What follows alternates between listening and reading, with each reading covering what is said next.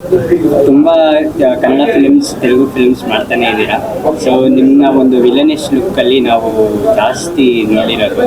So ಈ film ನಿಮ್ಮ character ಬಗ್ಗೆ. ಸೊ ಇದು ಒಂದು ಆ್ಯಕ್ಚುಲ್గా ಒಂದು ಡಿವೋಷನಲ್ ಪಿಕ್ಚರ್ ಇದು.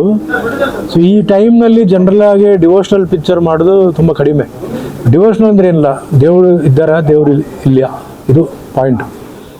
ಸೊ ಇದರಲ್ಲಿ ಕಮರ್ಷಿಯಲ್ ಸಾಂಗ್ಸ್ ಆಮೇಲೆ ಫೈಟ್ಸ್ ಅದೆಲ್ಲ ಇದೆ.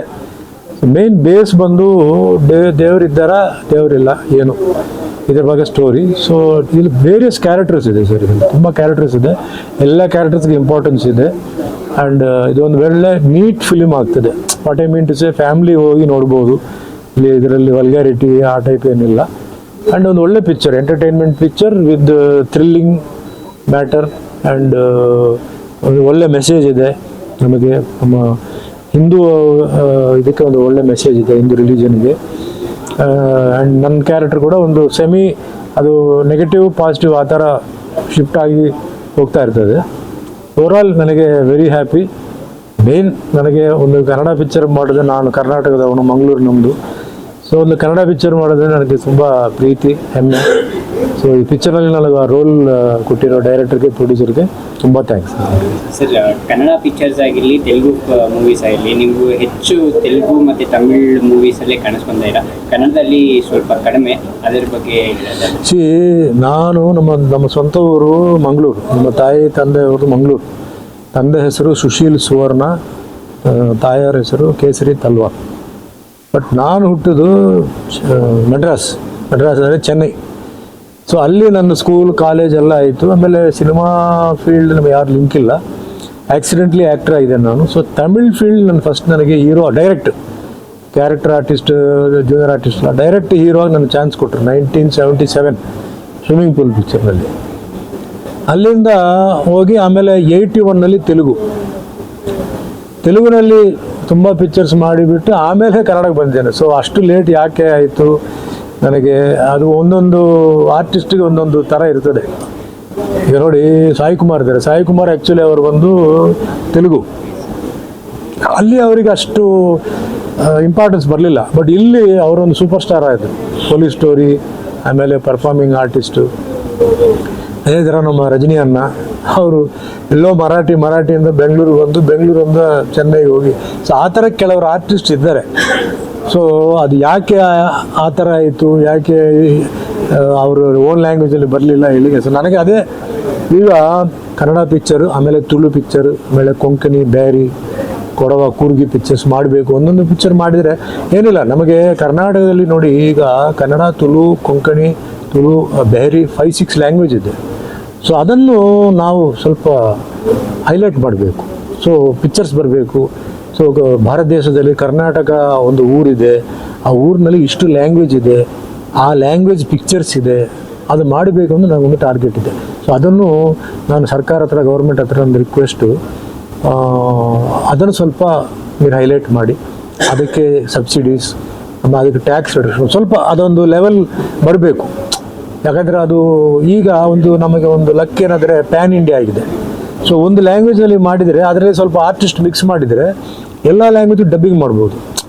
ಸೊ ಆ ಥರ ಒರಿಜಿನಲ್ ಲ್ಯಾಂಗ್ವೇಜ್ ಒಂದು ತುಳು, ಕೊಂಕಣಿ, ಇಲ್ಲದ್ರೆ ಒಂದು ಬೇರೆ ಕೂರ್ಗಿ ಪಿಕ್ಚರ್ ಮಾಡಿ ಅದನ್ನು ಬೇರೆ ಲ್ಯಾಂಗ್ವೇಜ್ಗೆ ಡಬ್ಬಿಂಗ್ ಮಾಡಲಿಕ್ಕೆ ಈಗ ಚಾನ್ಸಸ್ ಇದೆ. ಸೊ ಆ ಥರ ಸರ್ಕಾರ ಹೆಲ್ಪ್ ಬೇಕು. ಮಂಗಳೂರಿನಲ್ಲಿ ಒಂದು ಫಿಲಿಮ್ ಸಿಟಿ, ಯಾಕಂದರೆ ಅಲ್ಲಿ ಸಮುದ್ರ ಇದೆ, ಆಮೇಲೆ ಲೊಕೇಶನ್ಸ್ ಚೆನ್ನಾಗಿದೆ, ಒಂದು ಸಣ್ಣ ಫಿಲಿಮ್ ಸಿಟಿ ಮಾಡಬೇಕು. ಆ್ಯಂಡ್ ಅಲ್ಲಿರೋ ಲ್ಯಾಂಗ್ವೇಜಸ್ಗೆ ಇಂಪಾರ್ಟೆನ್ಸ್ ಬರಬೇಕು. ಸೊ ಆ ಥರ ನನಗೊಂದು ಆಸೆ ಇದೆ, ನೋಡಬೇಕು. ಅದು CM ಅವರು ಒಂದು ದಯವಿಟ್ಟು ದೊಡ್ಡ ಮನಸ್ಸು ಇದು ಕೊಟ್ಟು ಮಾಡಬೇಕು. ಆ್ಯಂಡ್ ನನಗೆ ಬೇರೆ ಯಾವ ಪಿಕ್ಚರ್ ಬಂದರೂ ಕನ್ನಡದಲ್ಲಿ ನನ್ನ ಕ್ಯಾರೆಕ್ಟರ್ ಓಕೆ ಜಸ್ಟಿಫಿಕೇಡ್ ಇದ್ದರೆ ನಾನು ಮಾಡ್ತೇನೆ ನಾನು.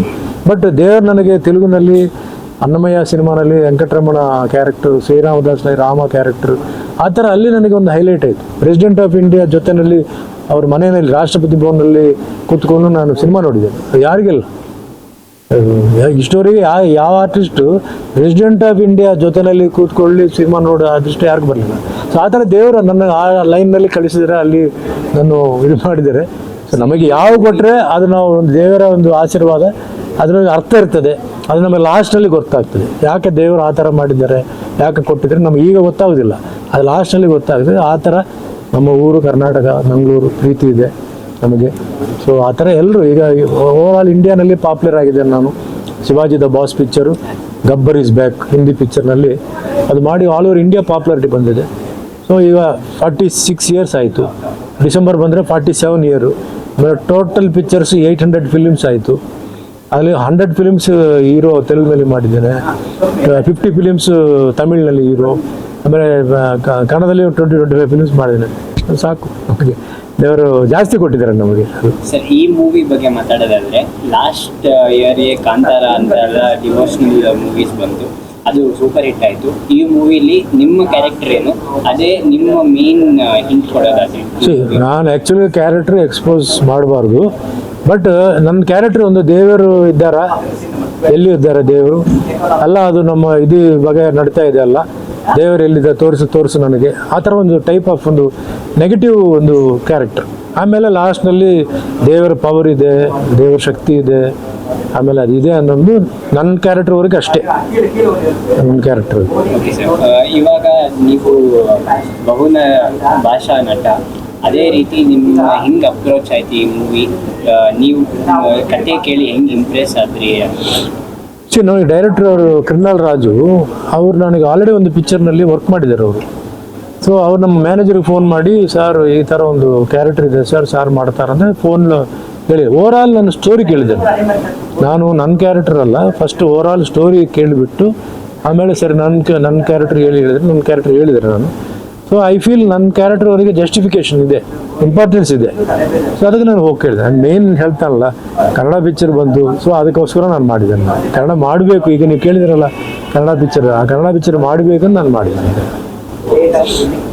ಸರ್, ಮೇನ್ ಆಗಿ ಸಿಂಹ ರೂಪಿಣಿ ಅಂದಾಗ ಇನ್ನೊಂದು ಇಲ್ಲಿ ಕೋಣ ಅವೆಲ್ಲ ಇದೆ. ಸೊ ಆ ಬ್ಯಾಕ್ ಸ್ಟೋರಿಲಿ ನೀವೇನಾದ್ರು?